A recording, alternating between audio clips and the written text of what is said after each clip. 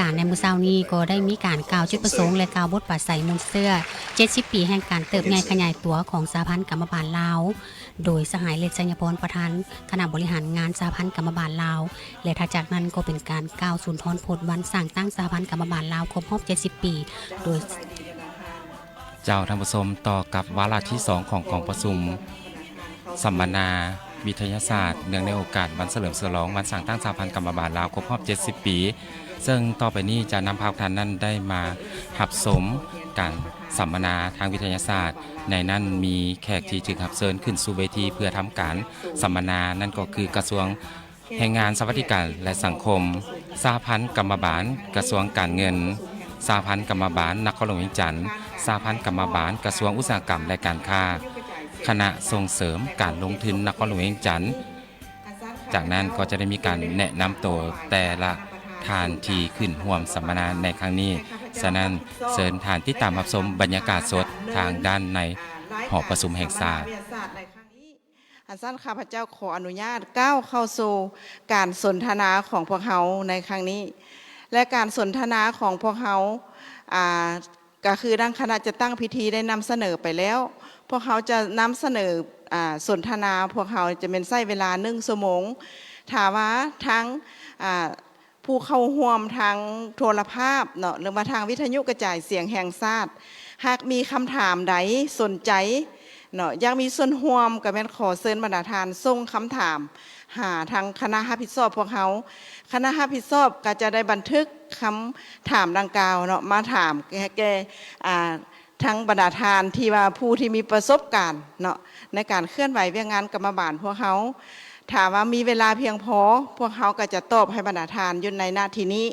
แต่ถามว่าเวลาพวกเขาหักบ่เพียงพอก็จะขอตอบให้บรรดาทานตามภายหลังอันนี้เป็นข้าพเจ้าก็ขออนุญาตเรานำคณะพักคณะนำขออนุญาตเข้าสู่พิธีอย่างเป็นทางการ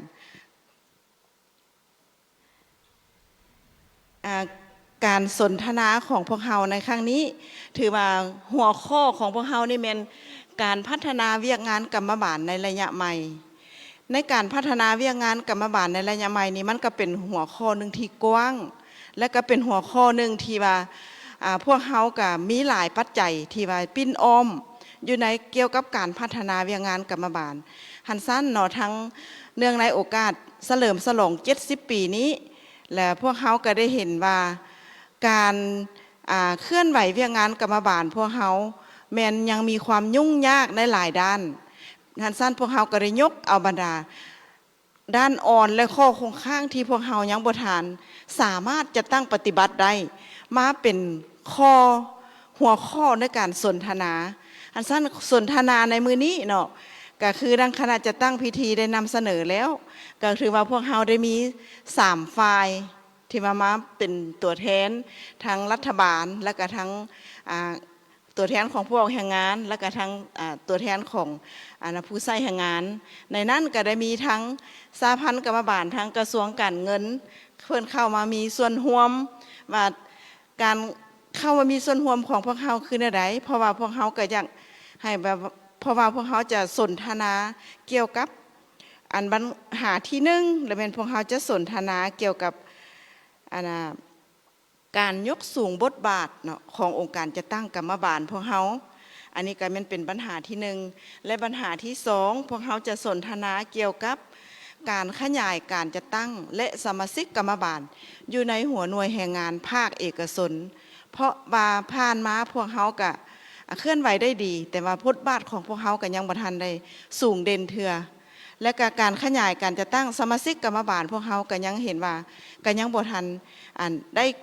ทั่วถึงหรือว่ากว้างขวางเท่าที่ควรทันสั้นในหัวข้อของพวกเขาในมือนี้คำถามสนทนาของพวกเขาก็จะมี2 ปัญหาใหญ่คือที่ข้าพเจ้าได้นำเสนอทันสั้นเนาะ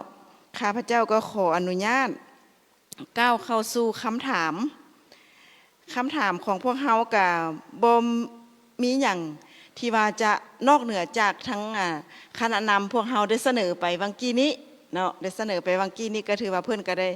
มีความคิดความเห็นทั้งการนำขั้นสูงแล้วหันสั้นคำถามพวกเขาจะก้าวเข้าสู่คำถามที่1และเป็นคำถาม อยากยกสูงบทบาทของสหพันธ์กรรมบาลลาวให้ดีขึ้นกว่าเก่าปัจจุบันก็บ่หมายว่าบทบาทของพวกเฮาบ่ดีเนาะดีอยู่แล้วแต่ว่าอยากให้ดีขึ้นกว่าเก่าอีกและท่านมีทัศนะแนวใดและเห็นว่าควรจะเร่งใส่ปัญหาใดเป็นปัญหาต้นโตและคำถามนี้จะแม่นทุกทานเนาะแม่นสามารถตอบได้มีแต่เพียงมาแสดงความคิดเห็นของตัวเองเนาะอันนี้เลยแม่นข้าพเจ้าจะขออนุญาตเริ่มจากทางทานปอบุญมาที่ว่าเพื่อนเป็นประธานกรรมบาลกระทรวงแรงงานและสวัสดิการสังคมก่อนเนาะขอเฮียนเชิญเจ้า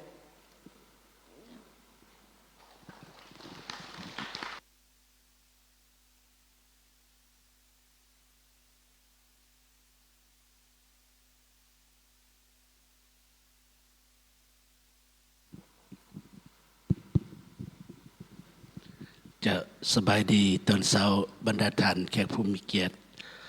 ข้าพเจ้าบุญมาสิทธิโสมประธานสหพันธ์กรรมบาลกระทรวงแรงงานและสวัสดิการสังคมก็ขอมีคำเห็นต่อคำถามที่ทางวิทยากรเพิ่นได้เสนอเนาะจักยกสูงบทบาทของสหพันธ์กรรมบาลลาวให้ดีขึ้นกว่าเก่าท่านมีทัศนะแนวใดและเห็นว่าควรจะเล็งใส่ปัญหาใดเป็นต้นต่อคำถามนี้ก็ถือว่าเป็นคำถามที่ดีเลิศนั่นแหละเนาะและสำหรับทัศนะของข้าพเจ้านี้การยักยกสูงบทบาทของสหพันธ์กรรมบาลลาวในสภาวะเศรษฐกิจปัจจุบันนี้มันมีความจำเป็นภาวะวิสัยเพื่อเป็นบอนอิงให้แก่สุนทรกรรมกรและสาวผู้ออกแรงงานเฮาฉะนั้นแหละเพื่อให้องค์การจัดตั้งเฮานั้นเข้มแข็งและก็มีบทบาทเด่นชัดขึ้นข้าพเจ้าคิดว่าควรสุมใส่4ปัญหา4คงเขตเวียกงานจุดสุมนะปัญหาที่1นี้ต้องเล็งใส่ปกป้องสิทธิและผลประโยชน์ที่แท้จริงของสาวผู้ออกแรงงานเพราะว่าปัญหานี้เป็นปัญหามักหัวใจของกรรมบาลเฮาแล้วก็เฮาผ่านมาก็เฮ็ดได้ดีเนาะก็เฮ็ดไปตามขั้นตามตอนไปตามฮีตของประเพณีเฮาหันแต่ว่าต้องพวกเฮาต้องสุมใส่ให้เป็นปากเป็นเสียงที่เข้มแข็งยกตัวอย่างว่าปัญหาเรื่องการปรับปรุงค่าแรงงานพวกเราควรเล็งใส่คนครัวและเสนอปรับปรุงค่าแรงงานขั้นต่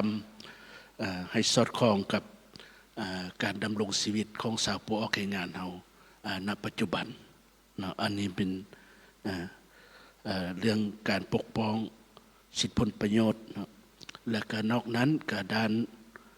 สวัสดิการสังคมก็มีความสำคัญหลายเพราะว่าสวัสดิการสังคมนี้ข้าพเจ้าขออนุญาตยกมันคือกับหม้อน้ำรถหม้อน้ำรถเมื่อรถมันแล่นไปนี่ถ้าบ่มีหม้อน้ำนี่จะเฮ็ดให้น้ำนี่ฮ้อนบ่มีหม้อน้ำรถจะฮ้อนจะเดินทางบ่ถึงจุดหมายฉะนั้นและเพื่อให้มันรถนั้นสามารถเดินทางไปสู่จุดหมายได้รถต้องมีหม้อน้ำเพื่อลดความร้อนให้มันเย็นฉะนั้นสวัสดิการสังคมนี่ก็มีความสำคัญเนาะและฉะนั้นพวกเราต้องได้เอาใจใส่เข้มงวดในการติดตามการกวดกาการจ่ายเงินประกันสังคมการนำใช้เงินประกันสังคมของโรงจักรโรงงานเพื่อรับประกันว่าผู้ออกแรงงานเฮานี้ได้รับการปินปัวได้รับอุดหนุนต่างๆที่รัฐบาลวางออกอย่างครบถ้วนเนาะและปัญหาที่2แม่นการยกระดับสีมือแห่งงานในยุคที่พวกเราได้นำใช้ดิจิตอลในยุคที่ทันสมัยคือทุกมื้อนี้พวกเราจะต้องได้มีการจัดฝึกอบรมฝึกวิชาเฉพาะและก็เทคนิคใหม่ๆเพื่อให้ผู้ออกแรงงานสามารถเฮ็ดเวียกได้อย่างคล่องแคล่วและก็มีการแข่งขันกับแรงงานต่างประเทศอย่างเสมอต้นเสมอปลายคือพวกข้าพเจ้านี่ก็ได้พยายามนำเอาศักยภาพ ของแรงงานลาวนี้ไปเทียบทานกับของแรงงานอาเซียนซึ่งเวทีดังกล่าวนั้นเอิ้นว่าเวทีแข่งขันฝีมือแรงงานอาเซียนพวกเราก็พยายามไปเทียบไปแข่งขันกันมาหลายเทื่อแต่ว่าผลสำเร็จก็มีแต่ก็บ่ทันสูงเนาะพวกเราก็เคยได้เรียนเงินในสร้างฝีมือแรงงานสร้างติดตั้งไฟฟ้าในอาคารในการแข่งขันฝีมือแรงงานอาเซียนครั้งที่10ที่สสเวียดนามเป็นเจ้าภาพและแต่จากหันมาฮอดปัจจุบันพวกเราก็มีแต่ได้ใบฝีมือแรงงานดีเด่นใบย่องยออย่างต่างๆแต่ว่าหลายประเทศที่ได้เรียนหลายกว่าหมู่นั้นก็ส่วนหลายก็เป็นประเทศอินโดนีเซียมาเลเซียสิงคโปร์ฉะนั้นในปัญหาดังกล่าวนี้พวกเขาก็ต้องได้เอาใจใส่ในการฝึกอบรมหรือว่าฝึกวิชาเฉพาะให้กำลังแรงงานเขาให้สาวผู้ออกแรงงานเขาให้เข้มแข็งและสร้างจิตสำนึก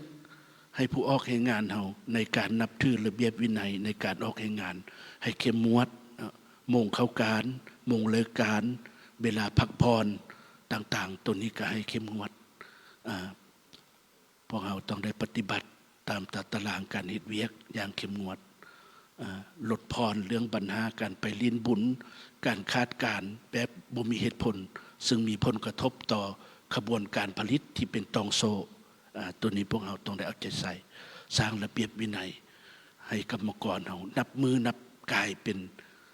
กรรมกรอุตสาหกรรมการผลิตที่ซื่อตรงต่อโมงเวลา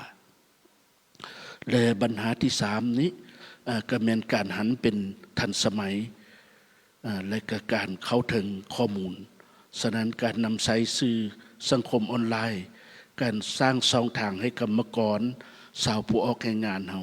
สามารถเข้าถึงการปรึกษาด้านกฎหมายหรือว่าการแจ้งข้อความที่บ่ยุติธรรมต่างๆนี้สามารถส่งได้โดยผ่านเครื่องมือที่ทันสมัยเป็นต้นแม่นระบบ Messenger บ่ WhatsApp บ่Facebook อีหยังต่างๆในจำนวนนี้พวกเราควรได้หันเป็นทันสมัยแล้วก็การโฆษณาเผยแพร่เฮ็ดให้ผู้ออกแรงงานเราสามารถเข้าใจถึงสิทธิและพันธะของตนอย่างลึกซึ้งเนาะอันนี้ก็เป็นกลไกหนึ่งที่จะนำไปสู่การยกสูงบทบาทของกรรมบาลเราแล้วก็ปัญหาที่4นี้ก็เป็นเรื่อง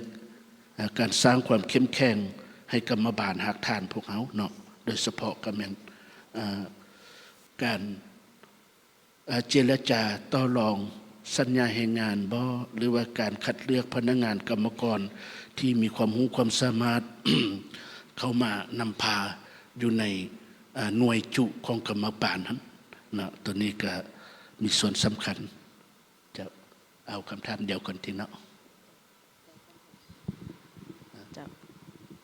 เจ้าขอขอบใจหลายๆเนาะนำทานปอบุญมาที่ว่าเพิ่นได้ให้คำคิดคำเห็นต่อกับคำถามที่1ของพวกเราแบบอยากยกสูงบทบาทของสหพันธ์กรรมบาลลาวให้ดีกว่าเก่าเพิ่นก็เน้นใส่ใน4ปัญหาใหญ่เนาะปัญหาที่1เพิ่นก็ว่าสหพันธ์กรรมบาลพวกเราก็ต้องได้เฮ็ดหน้าที่ในการปกป้องสิทธิและผลประโยชน์ของผู้ออกแรงงานให้ดีเนาะและก็ให้ทั่วถึงอันนี้ก็เป็นปัญหาหนึ่งที่สำคัญและปัญหาที่2เพิ่นก็ว่าพวกเขาต้องเฮ็ดหน้าที่ในการเฮ็ดเวียงงานสวัสดิการสังคมให้แก่ผู้ออกแรงงานให้ดีเนาะและในนั้นก็เป็นต้องพัฒนาเกี่ยวกับ4มือแรงงานให้แก่ผู้ออกแรงงานให้เป็นที่ยอมรับอยู่ในระดับอาเซียนหรือว่าในสากลต่างๆและปัญหาที่4ก็แม่นเฮ็ดอะไรเพื่อเฮาอยากให้กรรมบาลเข้มแข็งเพิ่นก็ว่าต้องยกสูงบทบาทการนำพาของกรรมบาลอยู่ขั้นหากฐานเฮ็ดให้หากฐานมีความเข้มแข็งและก็ถือว่าการจะตั้งกรรมบาลพวกเฮาแต่ละขั้นก็จะมีความเข้มแข็งฮัสซันข้าพเจ้าก็ขอแสดงความขอบใจหลายๆทางท่านปอบุญมาที่ว่าเพิ่นได้ให้คำคิดคำเห็นต่อกับคำถามดังกล่าวฮัสซันต่อไปข้าพเจ้าขออนุญาตเรียนเชิญทางท่านฟองสมุทรที่มาห้องประธานกรรมบาลกระทรวงการเงินมีคำเห็นเจ้าขอเรียนเชิญเจ้าต่อคำถามดังกล่าวเจ้า ก็ก่อนอื่นก็ แสดงความขอบใจเนาะแล้วก็แสดงความเคารพนับถือบรรดาท่านในที่ประชุมในห้องประชุมวันนี้แล้วก็ทางบรรดาท่านที่อยู่ท้องถิ่นภาคฐานต่างๆเนาะข้าพเจ้าเองพร้อมคณะรู้สึกเป็นเกียรติและดีใจเป็นอย่างยิ่งเนาะที่ได้ต่างหน้าให้สภากรรมบาลกระทรวงการเงินเนาะมาเข้าร่วมพิธีโฮมชุมนุมเฉลิมฉลองวันสร้างตั้งกรรมบาลลาวครบรอบ70 ปีเนาะและโดยเฉพาะก็เป็นเข้าร่วมในพิธีสนทนาในหัวข้อกลางเทิงนี้เนาะจึงเป็นปัญหาสำคัญเป็นการยกสูงบทบาทแรงงานกรรมบาลของพวกเขาเนาะในระยะปัจจุบันและในอนาคตก็เป็นสิ่งที่โชคดีที่ว่ามือเศร้านี่คือทางพิธีก่อนก็ได้มีคำเห็นเนาะบรรดาข้อสำคัญต่างๆหันมาทางท่านกรมการเมืองเนาะแล้วก็ประธานศูนย์กลางแนวรักษาศาสตร์หันเนาะประธานสภากรรมบาลก็ได้มีคำเห็นเนาะต่อการเติบใหญ่เหตุผลต่างๆความสำคัญของกรรมบาลพวกเขาเนาะซึ่งเป็นมูลเสื่อสำคัญเนาะให้แก่ระบบของพวกเขาเองที่อยู่ในนี้ฉะนั้นแต่ว่าพร้อมกันนั้นข้าพเจ้าก็มีความเห็นดีเป็นเอกภาพสูงแล้วก็ถือว่าโชคดีที่ว่าไม่มีทั้งท่านผู้ต่างหน้าจากภาครัฐออกจากกระทรวงแรงงานเองได้ลงลึกใน4 หัวข้อในรายละเอียดต่างๆฮะเนาะฉะนั้นแต่ว่าถึงอย่างไรก็ตามเนาะต่อคำถามเกี่ยวกับทัศนะตัวตับการยกสูงบทบาทของสภากรรมบาลลาวควรเล็งใส่ปัญหาใดนั่นเนาะข้าพเจ้าขออนุญาตมีคำเห็นดังนี้เนาะในเนื้อในมติของประชุมใหญ่ครั้งที่12ของพรรคก็ได้ยั่งยืนอย่างนักแน่นเนาะถึงบทบาทความสำคัญขององค์การแนวเราห่างชาติองค์การแนวเราสร้างชาติ3องค์การจะตั้งมาสนก็คือองค์การทั้งสังคมต่างๆในการเต้าโฮมความสามัคคีปองดองปวงชนลาวทั้งชาติและเพื่อพัฒนาประเทศชาติไปสู่ความสิวิไลเป็นเจ้าตนเองฉะนั้นเป็นอันสำคัญที่จะเน้นใส่ก็แม่นอันที่1เนาะอยู่นี่ก็เป็นการยกสูงทางด้านการเมืองแนวคิดเนาะของสมาชิกกรรมบาลในแต่ละขันเนาะต้องตั้งหน้าเสริมซึมมติของประชุมใหญ่และคือเป็นได้ว่ามาครั้งที่12ของพรรคโดยเฉพาะนี้เนาะบรรดาแนวทางต่างๆอยู่ในหันโดยเฉพาะก็เป็นมติของประชุมใหญ่ครั้งที่9ของประชุมใหญ่ผู้แทนเนาะสภากรรมบาลลาวทั่วประเทศเนาะครั้งที่9นี้ในอยู่ในหันแล้วโดยเฉพาะก็เป็นแผนพัฒนากรรมบาลระยะ5 ปีต่อหน้าเนาะครั้งที่5 2026-2030ของพวกเขานี้เนาะอย่างกว้างขวางหลายโครงการมีจุดสุ่มเนาะ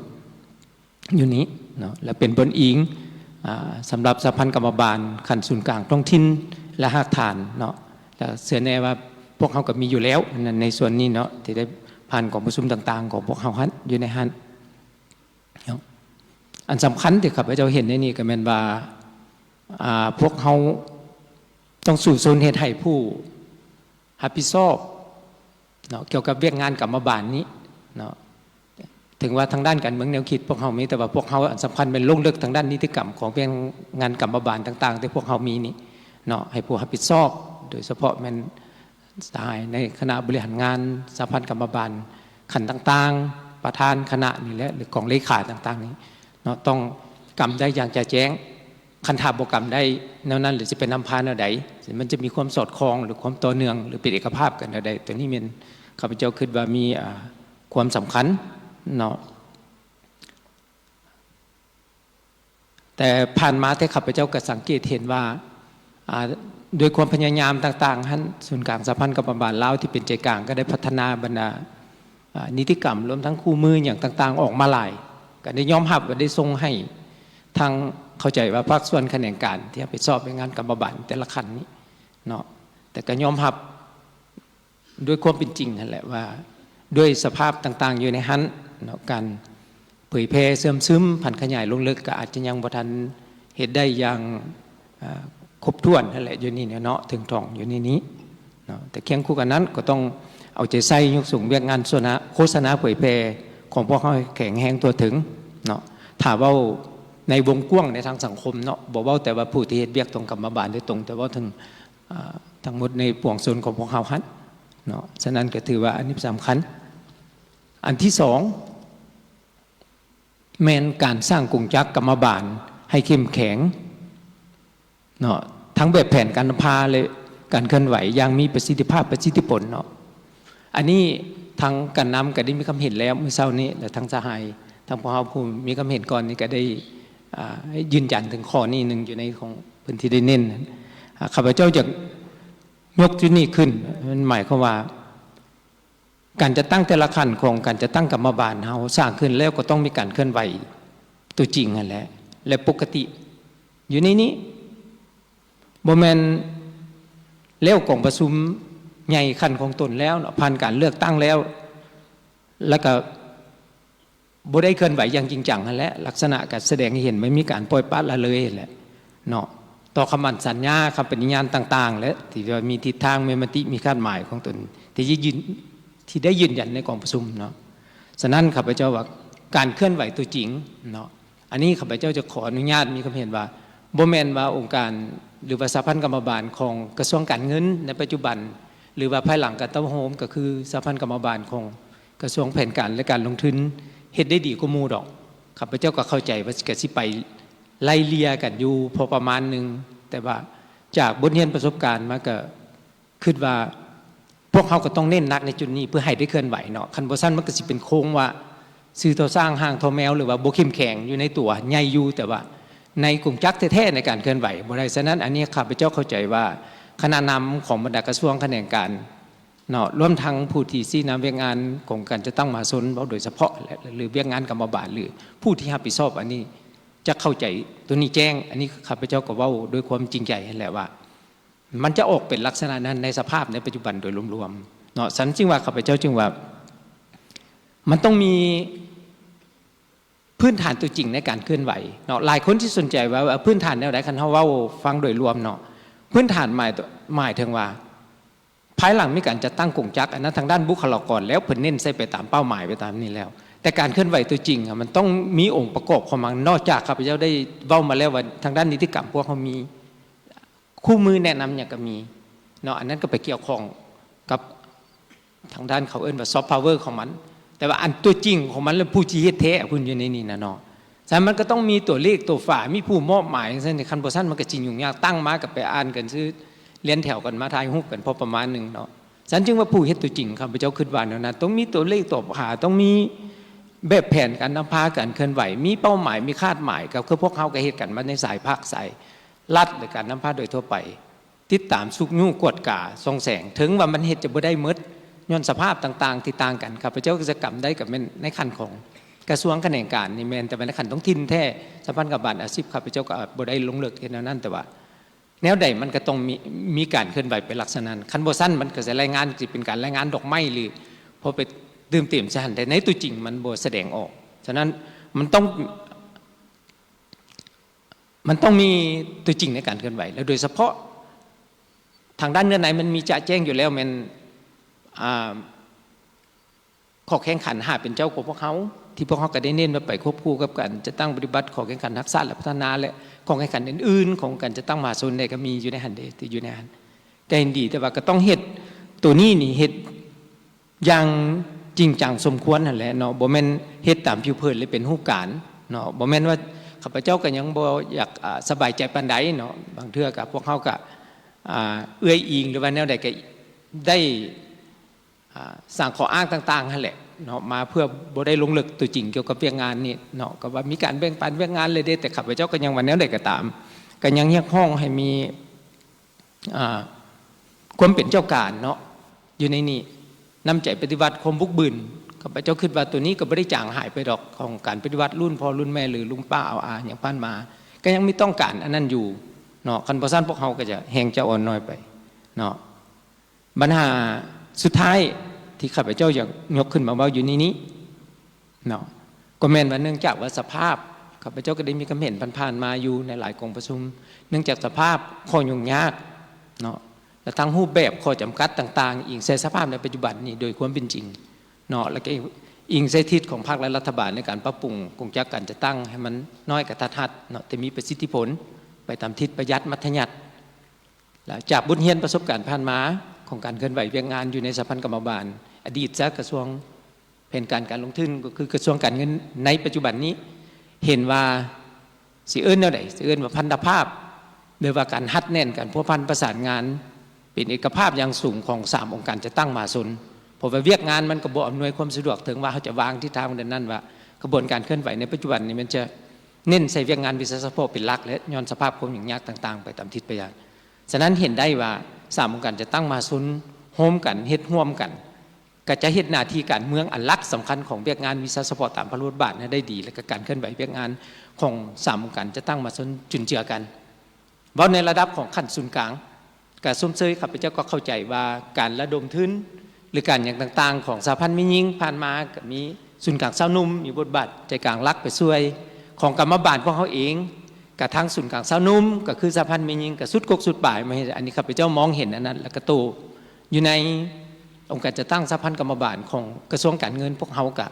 หน่วยสาวนุ่มก็เป็นผู้ไปตีแทนเอาการนำมาอยู่ในหันการเฮ็ดอย่างก็ได้เฮ็ดรวมกันรวมทั้งการบริจาคเลือดในต่อไปก็จะมีการแข่งขันตีดอกปีไก่เนาะในวันที่6-8นั่นการแม่นเป็นสมาชิกของแม่หญิงแล้วก็สาวนุ่มเขาร่วมเคลื่อนไหวร่วมกันอันนี้ข้าพเจ้าคิดว่าเป็นจุดสำคัญที่สุดสรุปรวมแล้วก็เป็นว่าการสร้างกรรมบาลให้เข้มแข็งในแต่ละขั้นเนาะในนั้นเป็นผู้นำพาเทศเรียกงานกรรมบาลหรือว่าอีกอย่างหนึ่งก็เป็นปัจจัยคนแหละที่พวกเขาเน้นอยู่หันนะต้องเข้มแข็งก่อนจึงสามารถเฮ็ดหน้าที่เนาะบทบาทของตนนอกจากนั้นพวกเขาจึงจะสามารถยกสูงบทบาทของกรรมบาลในแต่ละขั้นรวมทั้งบทบาทของศูนย์กลางกรรมบาลเราอย่างแท้จริงเนาะขออนุญาตมีคำเห็นนะบรรดาอื่นข้าพเจ้าบ่ได้ลงเลิกกับวังบรรดาเพื่อนชายอยู่ในคณะเวทีสนทนานี้จะเป็นผู้ลงเลิกเนาะขอบใจเจ้าขอแสดงความขอบใจเนาะนำทางท่านฟองสมุทรที่มาเพิ่นได้ให้คำคิดคำเห็นต่อกับคำถามของพวกเขาในนั้นเพิ่นก็ได้เน้นว่าจะยกสูงบทบาทของกรรมบาลลาวพวกเราให้มีความเข้มแข็งขึ้นหรือว่าดีกว่าเก่าก็มีหลายปัจจัยเนาะบรรดาทานในนั้นก็เป็นปัญหาที่หนึ่งก็เป็นเว้าถึงเวียกงานการเมืองแนวคิดของสมาชิกกรรมบาลกรรมกรพวกเราเฮ็ดอะไรให้มีความเป็นเอกภาพและก็มีความสามัคคีร่วมกันในการจัดตั้งปฏิบัติและปัญหาที่สองเพื่อนก็เน้นเว้าถึงปัญหาเรื่องนิติกรรมเนาะการซี่นำพาของคณะพักคณะนำแต่ละขั้นการจะตั้งปฏิบัติของแต่ละภาคส่วนและก็โดยเฉพาะก็เป็นการนำของกรรมบาลแต่ละขั้นที่มาเฮาแต่งตั้งสร้างตั้งขึ้นมาแล้วปอนบัตรเลือกตั้งมาแล้วเฮาสินำพาคือแนวใดอันนี้ก็เป็นปัจจัยหนึ่งที่สำคัญหลายต่อกับการเคลื่อนไหวเวียงงานกรรมบาลพวกเฮาในต่อหน้าบ่แม่นพวกเฮาสร้างตั้งขึ้นมาแต่งตั้งมาแล้วแต่บ่ได้รับการจะตั้งหรือว่านำพาอย่างเต็มส่วนอันนี้กับจะเฮ็ดให้เวียงงานกรรมบาลของพวกเฮาอยู่ในขั้นหากฐานหันบ่สามารถมีความเข้มแข็งได้เนาะอันนี้ข้าพเจ้าก็ขอแสดงความขอบใจนำทางท่านฟองสมุทรหลายๆเจ้าหันสั้นต่อไปข้าพเจ้าขออนุญาตเฮียนถามเนาะทั้งท่านนางบัววอนรองประธานสหพันธ์กรรมบาลนครหลวงเวียงจันทน์กับคำถามเดียวกันเนาะขอเชิญเจ้า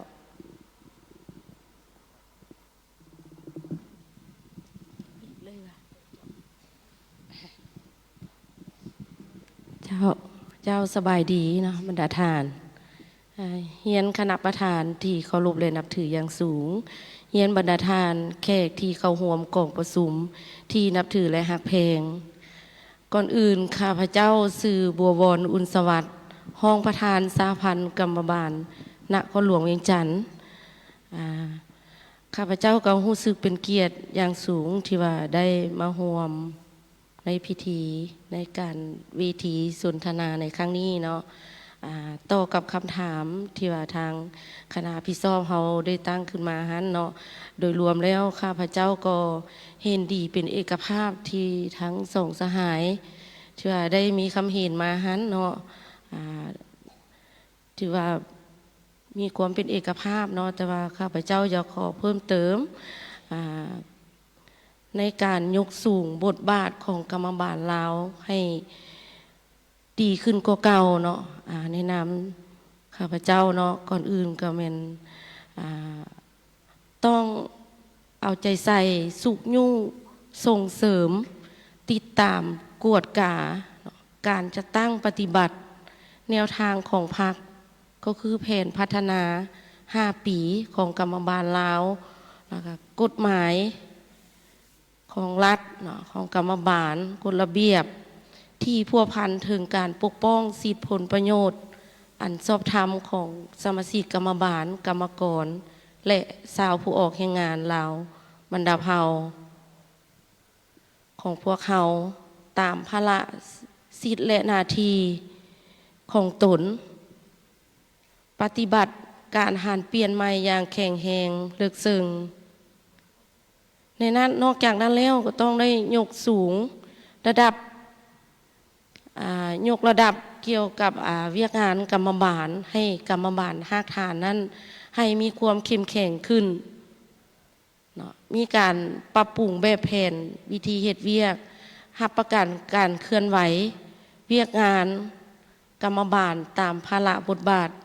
สิทธิและหน้าที่ของตนเองที่ว่ารับผิดชอบนั่นเนาะแล้วก็เฮ็ดเวียกโฆษณา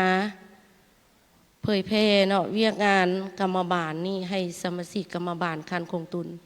ได้รับรู้อย่างกว้างขวางลึกซึ้งแล้วก็มีข้อมูลข่าวสารเนาะส่งข้อมูลข่าวสารที่ทันสมัยให้สมาชิกเฮาได้รับทราบก็ดังที่ว่าคณะเฮาได้มีคำเห็นไปแล้วนั่นเนาะก็คือถ้าเฮาสร้างสุขยู่สร้างกรรมบาลภาคฐานอยู่บรรดาหัวหน่วยแรงงานเฮาขึ้นมาแล้วเนาะก็อยากเน้นตื่มเนาะให้มีความเอาใจใส่เข้มแข็งเนาะเคลื่อนไหวเวียกงานของตนเนี่ยให้มีการรายงานการเคลื่อนไหวเป็นปกติเนาะเจ้าจะขอมีคำเห็นนั้นเนาะเจ้าขอแสดงความขอบใจนำทางนางบัววรรองประธานกรรมบาลนครหลวงเวียงจันทน์ที่ว่าอันนี้ก็เป็นผู้เพิ่นเป็นรับผิดชอบเวียงงานกรรมบาลอาชีพเนาะตัวจริงแล้วก็ถือว่าแม่นพวกเฮาก็เป็นเฮ็ดหน้าที่ที่สำคัญในการเป็นตัวแทนให้แก่ผู้ออกแรงงานลาวบรรดาเผ่าในนั้นถามว่าพวกเฮาอยากมีความเข้มแข็งก็ถือว่าพวกเฮาก็ต้องได้เอาใจใส่ในการโฆษณาศึกษาอบรมแล้วก็ให้ความรู้เกี่ยวกับเวียกงานกรรมบาลให้แก่สมาชิกกรรมบาลกรรมกรและผู้ออกแรงงานอยู่ในหัวหน่วยแรงงานโดยเฉพาะก็เป็นเกี่ยวกับบรรดากฎหมายหรือว่านิติกรรมต่างๆของกรรมบาลหั่นอันนี้ก็แม่นให้เข้าถึงเกี่ยวกับกลุ่มเป้าหมายของพวกเฮาว่าซั่นเนาะอันนี้แหละเป็นข้าพเจ้าขอแสดงความขอบใจนำทานนางบัวบอนอันสั้นต่อไปข้าพเจ้าก็ขอเฮียนถามเนาะทางท่านนางดาวดึงต่างหน้าผู้ใช้แรงงานอันนี้แหละในน้ำเพิ่นเป็นผู้ต่างหน้าผู้ใช้แรงงานนี่เด้เพิ่นมีทัศนะแนวใดว่าอยากยกสูงบทบาทของกรรมบาลพวกเฮาให้สูงขึ้นโดยเฉพาะก็แม่นคงเขตอยู่ในหัวหน่วยแรงงานหั่นแหละเฮาสิเฮ็ดคือแนวใดเนาะอันนี้ก็จะมีหน้าที่หรือว่ามีทิศทางจุดสุ่มคือแนวใดให้แก่การเคลื่อนไหวเวียงงานกรรมบาลพวกเฮาขอเรียนเชิญเจ้าสบายดีเนาะทุกท่านข้าพเจ้าเชื่อมั่นว่าการยกสูงกรรมบาลคิดว่าบรรดาทานก็สิมีคำตอบในตัวเองเพราะว่าในที่นี้เนาะมีแต่กรรมบาลการนำจากแต่ละแขนงการแต่ละกรมกองที่จะนำไปผันขยายและจัดตั้งปฏิบัติให้เป็นแผนละเอียดแต่ก่อนที่จะตอบคำถามข้าพเจ้าในนามสภาการค้าและอุตสาหกรรมแห่งชาติลาวก็คือต่างหน้าผู้ใช้แรงงานก่อนอื่นเมิดขอถือเป็นเกียรติอย่างสูงและฮู้บุญคุณการนำพาภาครัฐที่ได้โดยเฉพาะแมนกรรมบาลทั่วประเทศเนาะที่ได้ส่งเสริมพัฒนาเวียกงานกรรมบาลในแต่ละยุคสมัยในแต่ละระยะสำหรับติดพันกับธุรกิจก็คือการพัฒนาแรงงานให้มีทางคุณภาพและมีสีมือแรงงานเพื่อรับใช้เข้าในตลาดแรงงานโดยเฉพาะแม่นแรงงานทางด้านมันสมองและแรงงานที่ออกกับด้วยแรงงานด้วยทางกายเนาะฉะนั้นข้าพเจ้าในนามต่างหน้าสภาการค้าก็คือต่างหน้าภาคธุรกิจขอถือเป็นเกียรติอย่างสูงสมเสยวันสร้างตั้งกรรมบาลลาวครบรอบ70 ปีอย่างสุดอกสุดใจ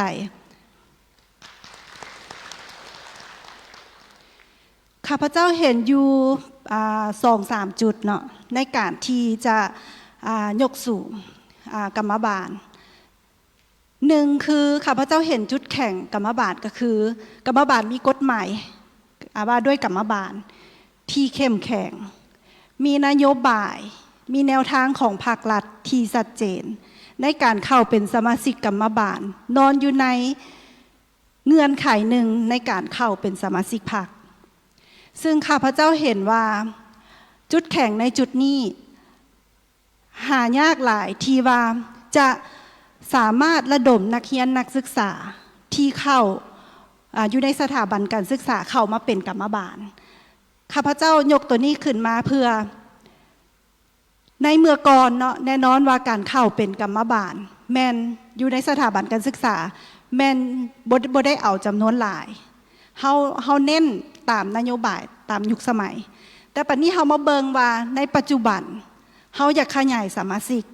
เฮาอยากเน้นให้นักเรียนนักศึกษา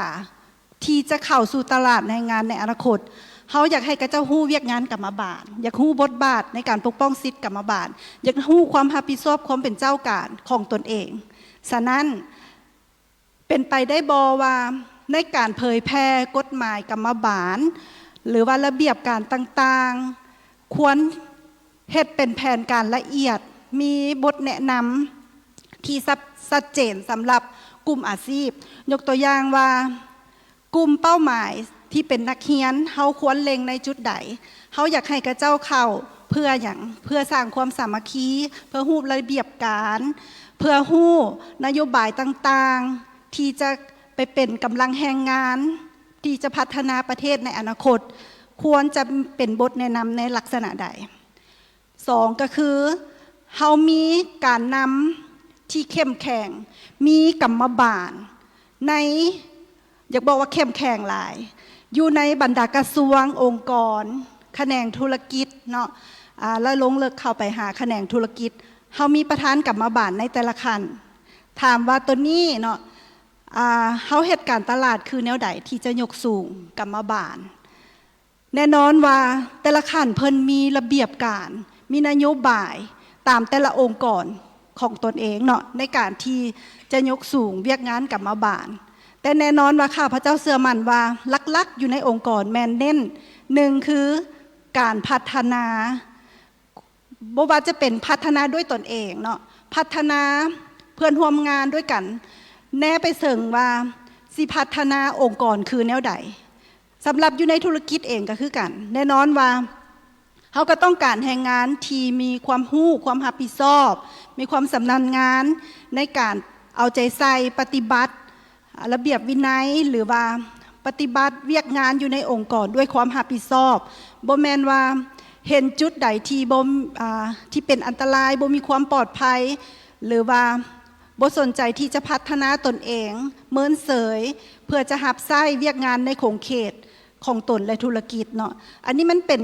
การประกอบส่วนหนึ่งที่ควรส่งเสริมให้สมาชิกกรรมบาลทุกคนต้องมีการพัฒนาเป็นเจ้าการในการพัฒนาและที่สำคัญว่าสิ่งที่เฮามีอยู่แล้วเนาะนิติกรรมที่เฮามีอยู่แล้วกรรมบาลเองเนาะที่เป็นหลักแหล่งในการที่เป็นต่างหน้าผู้ออกแรงงานในทั่วประเทศนี้เฮามีการเผยแพร่นิติกรรมเฮาคือแนวใดระดมคือแนวใดเพื่อให้เข้าใจในลวงเดียวกันเฮามีการระดมกรรมบาลในทั่วประเทศคือแนวใดเพื่อให้จัดตั้งปฏิบัติเวียกงานกรรมบาลเน้นอย่างอยากบอกว่าในเมื่อก่อนแม่นแน่นอนว่าเฮ็ดจังใดว่าเพื่อปลดปล่อยประเทศชาติผลงานที่พ้นเดินผ่านมาทุกคนรับรู้แต่มายุคปัจจุบันเศรษฐกิจมีการสิว่ามีการเด้งติ่งบ่แน่นอนและทุกอย่างมันแพงเฮาสิมีส่วนร่วมแนวใดปลุกระดมให้กรรมบาลมีความเอาใจใส่เป็นเจ้าตนเองสร้างเศรษฐกิจด้วยตนเองสร้างความเข้มแข็งด้วยตนเองมันจึงก้าวไปถึงว่าการจะแก้ไขปัญหาอยู่ในระดับองค์กรธุรกิจและทั่วประเทศเพื่อสร้างรายรับเข้าประเทศนับมือนับหลายขึ้นเจ้าขอบใจเจ้าขอแสดงความขอบใจนำท่านนางดาวดึงหลายๆเนาะที่มาเพื่อนได้มีคำคิดคำเห็นต่อกับคำถามของพวกเรา เพื่ออยากยกสูงบทบาทขององค์การจัดตั้งกรรมบาลลาวให้สูงขึ้น เพื่อนก็มีทัศนะในความคิดของในน้ำเพื่อนเป็นตัวแทนของผู้ใช้แรงงานเนาะถ้าว่าพวกเขาอยากยกสูงบทบาทของกรรมบาลพวกเขาก็ต้องได้มีเหตุการณ์ตลาดเหตุการณ์โฆษณาให้ความรู้และก็ให้ความเข้าใจต่อกับการเคลื่อนไหวเวียงงานกรรมบาลถ้าว่ากรรมปัญหาดังกล่าวบ่ได้เนาะมันก็ติดพันกับหลายปัจจัยนอกจากที่พวกเฮาเข้าไปแล้วพวกเฮาได้อย่างและก็พวกเฮาเข้ามาแล้วองค์การจะตั้งกรรมบาลพวกเฮาจะปกป้องข้าเจ้าคืนอะไรจะช่วยเหลือข้าเจ้าคืนอะไรหรือว่ามีนโยบายอันใดนอกจากระเบียบกฎหมายที่พวกเฮามีแล้วพวกเฮายังมีอย่างอีกเนาะที่ว่าพวกเฮาจะต้องได้สุกยู่ส่งเสริมให้แก่การจะตั้งกรรมบาลอยู่ในขั้นหากฐานหันให้มีความเข้มแข็งอันนี้ก็เป็นคำถามที่หนึ่งเนาะและก็ทั้งบรรดาทานทุกทานทั้ง4ทานเพิ่นก็ได้ตอบคำถามไปแล้วและในนั้นก็เป็นความคิดความเห็นของบรรดาทานและข้าพเจ้าก็เห็นว่าพวกเฮาอยากยกสูงบทบาทของสหพันธ์กรรมบาลลาวให้สูงขึ้นข้าพเจ้าก็แนมเห็นและก็ถือว่าเป็นเอกภาพกับความคิดเห็นของทั้ง4ทานเนาะภายหลังที่ว่าพวกเฮาได้รับการสร้างตั้งขึ้นและสิ่งสำคัญกับพวกเฮาก็ฮู้น้ำกันและบรรดาทานถ้าจะเว้าถึงเวียกงานกรรมบาลพวกเฮาก็แม่นเวียกงานหนึ่งที่ว่าแม่นนอนอยู่ในระบบการเมืองของพรรคประชาชนปฏิบัติลาวในนั้นก็แม่นพรรคเป็นผู้สร้างตั้งขึ้นและก็เป็นตัวแทนของพรรคก็เป็นตัวแทนของส่วนสั้นกรรมกรเพราะว่าแม่นพรรคของส่วนสั้นกรรมกรเด้เนาะหันสั้นถ้าว่าพวกเฮาองค์การจะตั้งกรรมบาลพวกเฮาฮักบ่ทันมีบทบาทในการนำพาอยู่บอนหันข้าพเจ้าก็แสดงถึงว่าการนำพาของพรรคอยู่แต่ละขั้นก็จะยังบ่ทันมีความเข้มแข็งเถื่อหันสั้นพวกเขาจะฮับฮ้องเป็นหน่วยพรรคปลอดสายเข้มแข็งและนักแน่นได้มันก็ต้องเป็นขึ้นกับการนำพาของพรรคอยู่บอนหันว่าองค์การจะตั้งมหาชนอยู่หันในนั้นก็เป็นองค์การจะตั้งกรรมบาลลาวพวกเขามีความเข้มแข็งแล้วหรือโบอันนี้เลยมันโดยเฉพาะก็แม่นต้องเริ่มจากขั้นหากฐานเนาะบรรดาทานถ้าว่าขั้นหากฐานมีความเข้มแข็งแล้วก็ถือว่าแต่ละขั้นก็จะมีความเข้มแข็งเนาะขั้นเมืองขั้นแขวงหรือว่าขั้นศูนย์กลางพวกเขาก็จะมีความเข้มแข็งเส้นเดียวกันเพราะว่าพวกเขาอยู่ขั้นหากฐานต้องได้เฮ็ดหน้าที่ในการเป็นผู้จัดตั้งปฏิบัติตัวจริงอันนี้เลยแม่นข้าพเจ้าก็จะขออนุญาตสรุปโดยย่อในนั้นสำหรับคำถามที่1เนาะและพวกเขาจะก้าวเข้าสู่คำถามข้อที่2สำหรับคำถามข้อที่2นี้และข้าพเจ้าจะขออนุญาตคำถามที่2นี้ถือว่าพวกเขาจะมาเว้าถึงเรื่องสุกยู่หรือว่าการขยายการจะตั้งและสมาชิกกรรมบาลอยู่ในหัวหน่วยแห่งงานภาคเอกชนพอว่าผ่านมานี้พวกเขามีบ่ได้ขยายบ่การจะตั้งกรรมบาลพวกเขาอยู่ในของเขตเอกชนมีเนาะก็มีหลายอยู่แต่ว่าก็ยังบ่ทันได้ทั่วถึงเท่าที่ควรและมาฮอดอยู่ในกล่องประชุมสมัยที่9ของพวกเขานี้ก็พวกเขาก็ได้มาสั่งรวมตัวเลขสถิติของสมาชิกกรรมบาลพวกเขาก็เห็นว่าตัวเลขสถิติพวกเขานี่ลดลงเนาะลดลงนี้ก็มีหลายปัจจัยนะบรรดาทานมีหลายปัจจัยก็คือบรรดาทานฮู้สภาพของแรงงานลาวพวกเขาและก็การเคลื่อนย้ายแรงงานที่บ่ปลอดภัยออกไปต่างประเทศและก็อยู่ทางภายในประเทศและในนั้นก็เป็นอยู่ในของเขตหัวหน่วยแรงงานภาคเอกชนจำนวนหนึ่งก็บ่มีการจัดตั้งกรรมบาลและก็บ่มีสมาชิกกรรมบาลและก็เข้าไปขยายสมาชิกกรรมบาลหรือว่าการจัดตั้งกรรมบาลอยู่ในหัวหน่วยแรงงานภาคเอกชนนี่ก็เห็นว่ามีความยุ่งยากหลายปัญหาหันสั้นข้าพเจ้าก็เลยยกเอาหัวข้อนี้ขึ้นมาเพื่อไม่เป็นการแลกเปลี่ยนร่วมกันและนั้นก็มีทั้ง3ฝ่ายและก็มีทั้งกระทรวงการเงินเนาะที่มาเพิ่นจะเป็นผู้สุกยู่ส่งเสริมแนวใดก่อนที่จะมีนักลงทุนมาลงทุนอยู่ลาวพวกเฮานี่มันจะมีนโยบายอันใดเติมอันนี้อะไรมันข้าพเจ้าก็จะได้เน้นไปแต่ละปัญหาเนาะหันสั้นคำถามข้อที่2นี้ทานคิดว่าจะมีวิธีการใดเดที่จะสุกยู่ส่งเสริมให้หัวหน่วยแรงงานได้มีการจัดตั้งเนาะได้มีการขยายการจัดตั้งและสมาชิกกรรมบาลพวกเขาจะมีวิธีการคือแนวใดเจ้าหันสั้นข้าพเจ้าจะขออนุญาตเริ่มจากทั้ง กระทรวงการเงินก่อนให้เพิ่นตอบก่อนเพราะว่าเพิ่นก้อนเพิ่นอันน่ะนักลงทุนจะมาลงทุนอยู่ในลาวพวกเฮานี่ต้องแม่นผ่านตะกี้ค่ะแม่นกระทรวงแผนการและการลงทุนเนาะแต่ว่าเพิ่นมาเข้ากันแล้วก็พวกเขาจะขยายการจะตั้งได้เนี่ยมันต้องมีปัจจัยอันใดและข้าพเจ้าก็จะขออนุญาตถามทางกระทรวงการเงินถือว่าเพิ่นจะมีนโยบายสุกยู่ส่งเสริมหรือว่าให้มีการจะตั้งอยู่ในหัวหน่วยแผนงานภาคเอกชนขึ้นใดก่อนที่นักลงทุนจะมาลงทุนอยู่ในลาวของพวกเขาเจ้าขอเฮียนเสริญเจ้าขออีกทีหนึ่งขออนุญาตมีคำเห็นเนาะก็ขอบใจทางด้านพิธีกรแต่ว่าก็ขออยากให้ข้อมูลให้มันชัดเจนหน่อยนึงบรรดาผ่านมาตอนเป็นกระทรวงแผนการลงทุนหน้าที่ความรับผิดชอบพระบทบาทหนึ่งในหันก็เหมือนกันดึงดูดการลงทุนนั่นแหละเนาะทั้งภายในและต่างประเทศและเอื่นมาจากสั้นแต่ว่าในปัจจุบันแท้องค์กรดังกล่าวก็ไปขึ้นน้ำทางสำนักงานนายกเนาะตามภายใต้การชี้นำของรัฐบาลเนาะแต่ถึงนั้นใดก็ตามครับพระเจ้าก็ในแง่ของกระทรวงการเงินเองก็สิมีส่วนในส่วนหนึ่งเนาะแต่ก็ขออนุญาตตอบปัญหาตัวนี้เนาะโดยรวมและปัญหาดังกล่าวก็คือเป็นว่าเป็นปัญหายุ่งยากครับพระเจ้าก็ว่าเป็นปัญหาที่สำคัญและเป็นหนึ่งในเวียกงานบุริมสิทธิ์ที่เข้าใจว่าศูนย์กลางกรรมบาลลาวเนาะแล้วก็เครื่องบรรดาองค์การจะตั้งภาครัฐคือกันที่รับผิดชอบในเวียกงานดังกล่าวนี้ก็พยายามหันไปสู่เน้นใส่กันสุกยู่การสร้างตั้งเนาะการจะตั้งการเคลื่อนไหวของเวียกงานกรรมบาลในหัวหน่วยวิสาหกิจเนาะแล้วการบรรดาหัวหน่วยแห่งงานต่างๆอยู่ในหันเนาะแต่ว่ามาถึงปัจจุบันแท้การเคลื่อนไหวตัวจริงก็ถึงมันมีความคืบหน้ามีความพยายามหลายอย่าง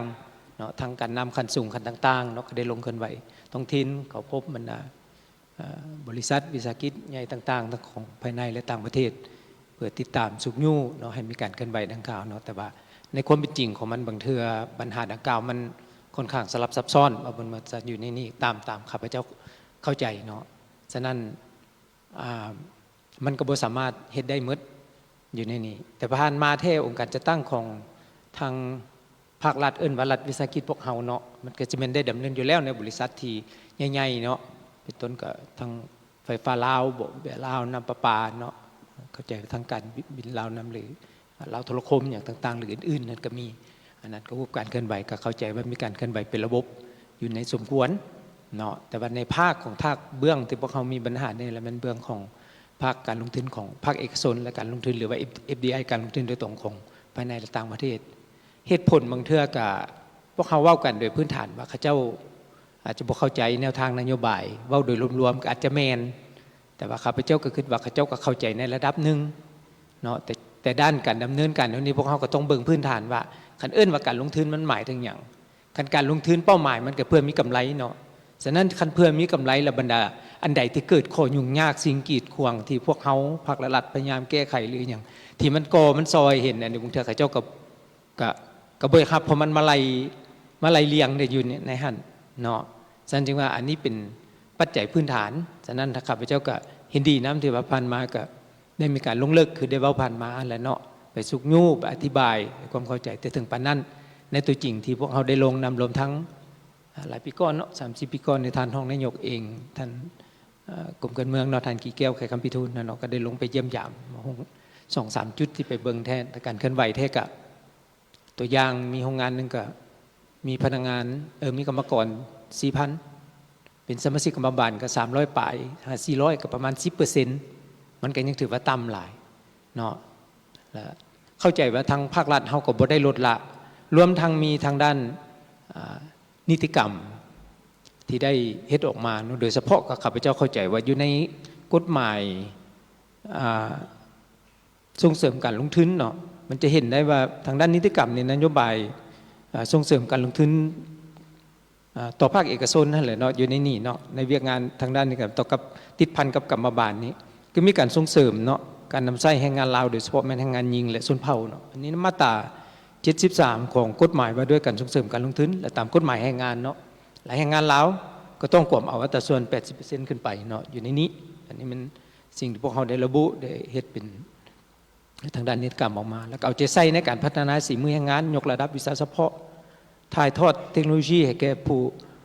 ออกแรงงานลาวในมาตรา73กฎหมายว่าด้วยการส่งเสริมการลงทุนคือกันโดยผ่านการเฮ็ดเวียกกับทีเนาะและการไปเฮียนอยู่ภายในและต่างประเทศการไปยกระดับนั่นแหละอยู่ในนี้เนาะปฏิบัติระบบประกันสังคมประกันภัยตัวผู้ออกงานในบรรดาหัวหน่วยวิสาหกิจตามกฎหมายและระเบียบการที่เกี่ยวข้องมาตรา74ของกฎหมายว่าด้วยการส่งเสริมการลงทุนเนาะและการในนั้นอำนวยความสะดวกให้แก่การจัดตั้งและการเคลื่อนไหวขององค์การจัดตั้งมหาชนในบรรดาหัวหน่วยวิสาหกิจโดยเฉพาะเป็นการสร้างตั้งกรรมบาลหากฐานมาตรา74กฎหมายว่าด้วยส่งเสริมการลงทุนตัวนี้ก็ได้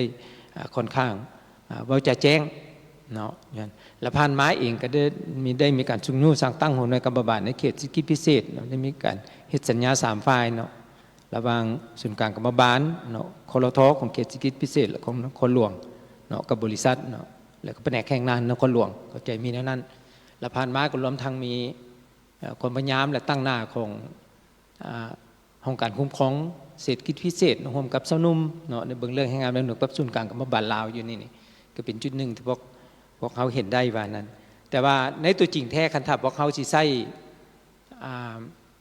ที่บ้านเขาได้ว่าให้มันงามเนาะเป็นว่านิติกรรมหรือไปบีบเขาทางด้านนั้นให้แก้ปูนขึ้นบางเทื่อเขาเจ้าก็บ่ได้ยอมรับฉะนั้น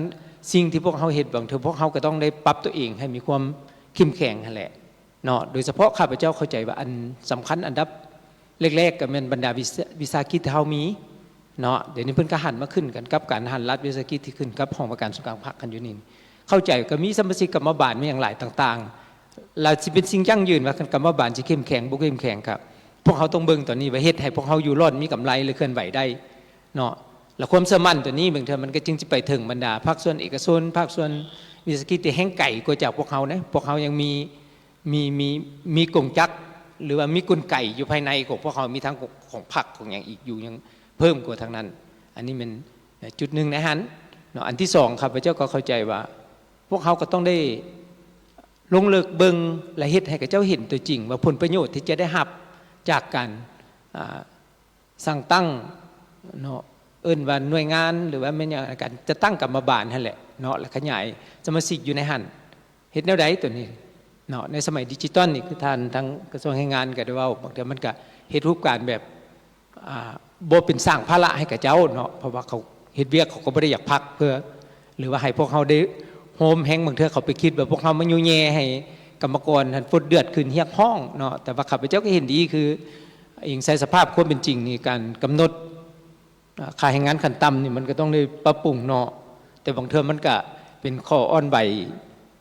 ที่มันส่งผลโดยตรงนั่นแหละต่อการเคลื่อนไหวของข้าเจ้าถ้าขึ้นสูงหลายกรรมกรก็ดีใจแต่ในเวลานั้นอัตราเงินเฟ้ออย่างต่างๆหรือทางด้านผู้ประกอบการก็บางเทื่อก็ยังบ่ทันจะยินดีหรือว่ารับเอาได้พอหลายๆอย่างบางเทื่อพวกเขาเองก็ยังไปสร้างความยุ่งยากหรือเป็นต้นทุนอันนึงให้ข้าเจ้าเนาะฉะนั้นข้าพเจ้าเข้าใจว่าพวกเขาก็ต้องยกสูงการปรับปรุงแรงงานให้พวกเขามีคุณสมบัติมีวินัยการออกแรงงานเนาะมีความรู้ความสามารถตัวนี้สำคัญเนาะคันเฮาบ่รับประกันตัวนี้ได้ละพักตลอดออกตลอดแล้วบ่มีอีสังหมดที่เขาเฮ็ดบ่ได้เงินเป็นผู้ข้าเจ้าเสียฉะนั้นข้าเจ้าก็สิบ่อยากดีใจถึงว่าการพัฒนาเป็นการประกอบส่วนให้แก่พัฒนาประเทศชาติพวกเขาอยู่ในนี้ครับพระเจ้าว่าก็ต้องได้เน้นและบรรดานิติกรรมที่เกี่ยวข้องหรืออันที่มีแล้วพวกเขาก็ต้องร่วมประสานสมทบภาคดันเนาะทางกระทรวงการเงินเองก็จะเฮ็ดพระบทบาทของตัวเองที่ในส่วนนั้นก็มีหลายกลุ่มกองที่เกี่ยวข้องเนาะสิเป็นทางด้านนโยบายทางแม่นด้านรายรับรายจ่ายสิเป็นทางด้านศูนย์สถิติแห่งชาติของพวกข้าพเจ้าเองเนาะที่ได้เฮ็ดกันสำรวจเซอร์เวย์กับองค์การแรงงานโลกไอโลบ่อย่างต่างๆอยู่ในนี่หรือกับบรรดาข้อต่างๆที่ติดพันการสำรวจพลเมืองที่ฮู้ติดพันกันกับประชากรหรือว่าเป็นทางด้านติดพันกันกับกรรมกรชาวบ่อแรงงานแท้ๆเนาะเดี๋ยวพวกเขายังสิปรึกษาหารือกันโดยเฉพาะอันติดพันกับลงทุนก็สิแม่นในพระบทบาทของคณะคุ้มครองการลงทุนที่ขึ้นกับสนญ.ในปัจจุบันเนาะก็ข้าพเจ้าก็ขออนุญาตมีคำเห็นในนี้ในเบื้องต้นขอขอบใจเจ้าขอแสดงความขอบใจเนาะนำทางทานฟองสมุทรที่เพิ่นต่างหน้าให้ทางกรรมบาลกระทรวงการเงินในนั้นเพิ่นก็ได้มีคำคิดคำเห็นว่านโยบายสุกยุส่งเสริมให้มีการจะตั้งและสมาชิกกรรมบาลอยู่ในหัวหน่วยแห่งงานภาคเอกชนคือว่าตลอดระยะผ่านมาหั้นก็ถือว่าเพิ่นก็ได้กำหนดอยู่ในกฎหมาย ว่าด้วยการส่งเสริมการลงทุนเนาะอันนี้ก็เพิ่นก็ได้กำหนดแจ้งมาตราให้บรรดาท่านแต่ว่าบรรดาท่านต้องเข้าใจว่าการที่ว่านักลงทุนเข้ามาลงทุนอยู่ในลาวของพวกเฮานี้เพิ่นก็จะฮู้เนาะกฎหมายว่าด้วยการลงทุนแต่ว่าการจะตั้งและการปฏิบัติตัวจริงมันก็ยังมีหลายอันที่มันยังบ่ทันสอดคล้องกันปานใดบ่สอดคล้องกันอยู่บ่อนใดย้อนว่ามันก็บ่ฮู้ว่าสิย้อนการนำเฮาแต่ละขั้นบ่หรือว่าแนวใดย้อนว่าพวกเฮาตอนเวลาที่มาลงทุนหั่นน่ะเนาะเซ็นสัญญาต่างๆเนี่ยถือว่ากรรมบาลพวกเฮาก็บ่ได้มีส่วนร่วมบ่ได้มีหน้าหรือว่าเป็นตัวแทนเข้าร่วมในการเซ็นสัญญาการลงทุนหรือว่ารับรู้การลงทุนต่างๆเนาะแต่ว่าเวลาโกงกันข้ามแต่ว่าเวลามีปัญหามาเกิดมีข้อขัดแย้งแห่งงานมาเนาะแล้วแม่นไผเป็นผู้แก้ไขบรรดาท่านแล้วเอิ้นกรรมบาลพวกเฮานี่ไปในนามตัวแทนของผู้ออกแห่งงานแล้วแม่นกรรมบาลพวกเฮานี่ไปรับรู้แก้ไขปัญหาหันสั้นแล้วมันก็จะมันจะบ่ลงกันปานใดเนาะเพราะมาผู้นึงอนุญาตให้มาลงทุนแต่ในเบื้องต้นบ่ฮู้ว่าเว้าแนวใดแต่พอเวลามีปัญหามาแล้วแม่นทางกรรมบาลพวกเฮาในนามเป็นตัวแทนของผู้ออกแห่งงานจะแม่นเป็นผู้ใกล้เกลี่ยปัญหาดังกล่าวหั่นอันนี้ก็เป็นปัญหาหนึ่งถ้าว่าเพิ่นได้กำหนดอยู่ในละเอียดอยู่ในกฎหมายว่าด้วยการส่งเสริมการลงทุนหั่นให้มันฮัดกลุ่มแต่เบื้องต้นว่าให้นายทุนฮู้เนาะว่าเพิ่นสิมาลงทุนนี่ต้องได้รับการขยายการจะตั้งสมาชิกกรรมบาลอยู่ในหัวหน่วยแห่งงานบางเทื่อพวกเขาเข้าไปขยายการจะตั้งอยู่ในหัวหน่วยแห่งงานก็อาจจะบ่พบความยุ่งยากหลายปานใดอันนี้เลยแม่นข้าพเจ้าก็อยากเสนอโดยย่อแนวนั้นเนาะแล้วก็ขอขอบใจนำท่านฟองสมุดหลายๆเจ้าหันสั้นต่อไปข้าพเจ้าขออนุญาตถามทางท่านปอบุญมาเนาะในนามเพิ่นต่างหน้าทางรัฐบาลนี่เพิ่นจะมีนโยบายเนาะในนามท่านเป็นผู้ตัวแทนของรัฐบาลนี่ท่านจะมีนโยบาย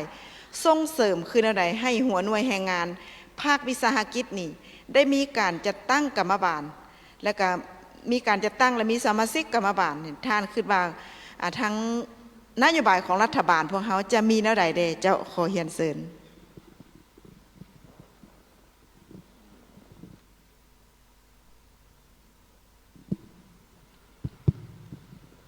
เจ้าอีกเทื่อหนึ่งเนาะข้าพเจ้าก็เห็นดีเห็นพร้อมตามคำเห็นของสหายกระทรวงการเงินเพิ่นได้มีทัศนะไปแล้วแต่ว่าสำหรับข้าพเจ้านี้ก็วิธีการขยายการจัดตั้งและสมาชิกกรรมบาลให้หลายนี่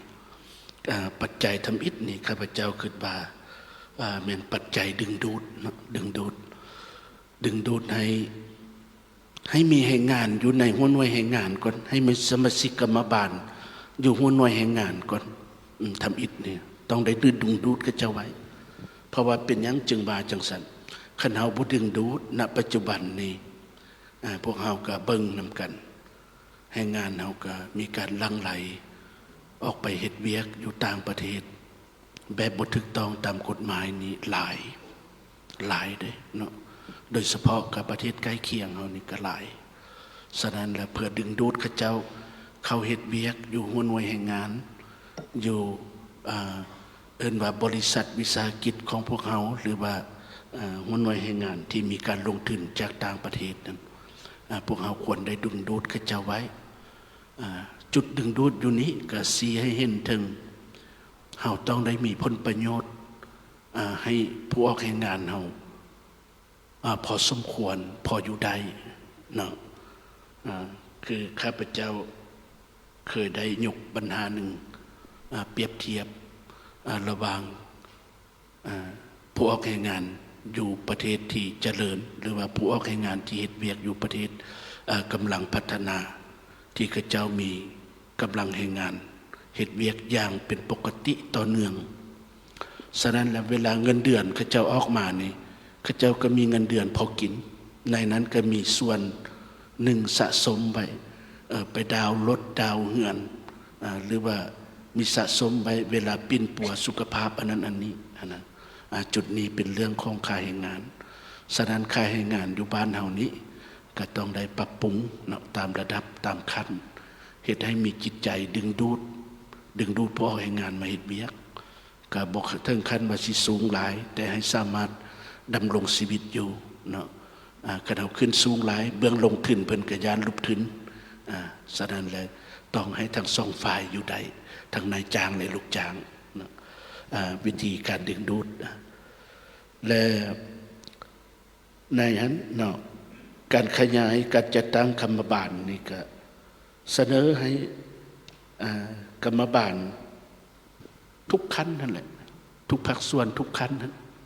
ต้องลงไปหงจักโรงงานไปใกล้สิทธิแท้และดมกันเผยแพร่ว่าการเขาเป็นสมาชิกกรรมบาลนี้มีพ้นแนวใดได้ยังใดเนาะบางเทื่อก็อาจจะมีสิทธิพิเศษบอกได้บัตรกรรมบาลแล้วอาจจะมีสิทธิ์จัดซื้อสินค้าประเภทใดๆหรือว่าไปโรงพยาบาลบ่ได้เรียนคิวบ่ไปอันนั้นอันนี้ต่างๆนะให้มีสิทธิพิเศษสำหรับข้าเจ้าแนวใดก็ได้เนาะหรือว่าได้รับสิทธิพิเศษในการเข้าฝึกอบรมวิชาชีพบ่หรือต่างๆก็ได้นะและขั้นตอนนี้ขั้นตอนเราต้องได้แนะนำข้าเจ้าได้ว่าการสร้างตั้งหน่วยกรรมบาลนี่เฮ็ดแนวใดแดอันนี้ก็เสนอให้มีนิติกรรมมีการอธิบายให้นายจ้างนั้นรับทราบละเอียดถึงวิธีการที่จะสร้างหน่วยกรรมบาลขยายให้สมาชิกกรรมบาลให้หลายเฮาก็ไปเว้าให้เพิ่นฟังอย่างละเอียดบ่ให้มีข้อยุ่งยากตัวนี้ก็จะเป็นส่วนหนึ่งเนาะและสำหรับนโยบายของรัฐบาลนี้ข้าพเจ้าคิดว่าสมมุติว่าหัวหน่วยให้งานใดหากมีการลงทุนเนาะมีใบยั่งยืนว่าโอ้มีสมาชิกเฮาได้ขยายสมาชิกกรรมบาลเท่านั้นคนเท่านี้คนเฮาได้มีใบยั่งยืน4 มือให้งานเท่านั้นคนแล้วรัฐเฮาก็ควรเอาเขาเป็นเงื่อนไขหนึ่งที่จะลดพรภาษีอากรการนำเข้าวัตถุอุปกรณ์ต่างๆของข้าเจ้าก็เป็นนโยบายตัวหนึ่งหรือว่าโครงการจัดซื้อจัดจ้างของรัฐบาลเฮาที่มีการประมูลและบริษัทเอกชนจะเข้ามาร่วมประมูลเฮาก็ต้องกำหนดเงื่อนไขหนึ่งว่าคันเจ้าฮักมีการขยายสมาชิกกรรมบาลเจ้ามีอันนั้นมีใบยั่งยืนมาพวกเฮาก็ให้บริมสิทธิ์ก่อนถ้าว่าผู้ใดมีใบยั่งยืนมาได้ขยายสมาชิกกรรมบาลมีจำนวนอันนั้นอันนี้เนาะแล้วข้าพเจ้าคิดว่าการบริษัทที่จะมาประมูลนั้นข้าเจ้าก็จักษณะเนาะแล้วข้าเจ้าก็ต้องได้ปฏิบัติเงื่อนไขอันนี้มีท่าแห่งด้านนี้แล้วก็ช่องทางอื่นๆนั้นข้าพเจ้าคิดว่าเอกสารนี้เรื่องการข้อโควตาจากแรงงานต่างประเทศนี้พวกเราก็เป็นข้อตัวหนึ่งที่พวกเราจะมีการจำกัดการนำเข้าแรงงานต่างประเทศนั้นและสุกยูให้มีแรงงานเฮาหลายแต่ก็ปราศจากบ่ได้กรณีที่ว่าบ่มีแรงงานเฮาแล้วเฮาก็ต้องได้อนุญาตให้เพิ่นนำเข้ามาเพื่อให้การผลิตภายในพวกเฮามันเป็นปึกแผ่นขึ้นเนาะฉะนั้นข้าพเจ้าก็ขอ